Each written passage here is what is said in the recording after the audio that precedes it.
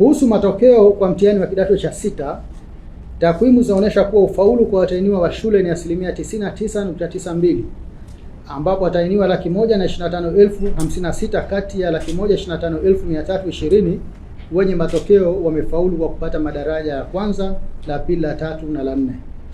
Mwaka 25 watahiniwa 125,779 sawa na 99.95% ya watahiniwa wa shule walifaulu, na mwaka 24 watahiniwa 103,252 sawa na 99.92% walifaulu.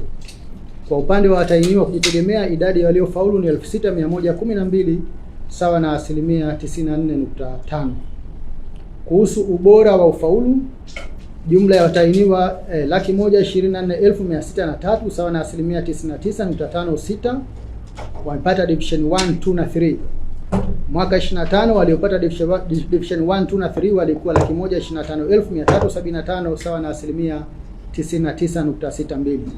Mwaka 24 walikuwa 102,719 sawa na 99.4%, na mwaka 23 walikuwa 95,442 sawa na 99.3%.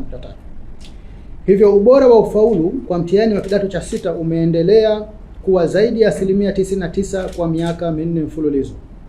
Idadi ya watahiniwa waliopata daraja la kwanza mwaka 26 ni 67,696 sawa na 54.1% ya watahiniwa wote, ikiwa ni ongezeko la 5.52 ikilinganishwa na mwaka 25 ambapo watahiniwa waliopata daraja la kwanza walikuwa 61,120 sawa na 48.6%.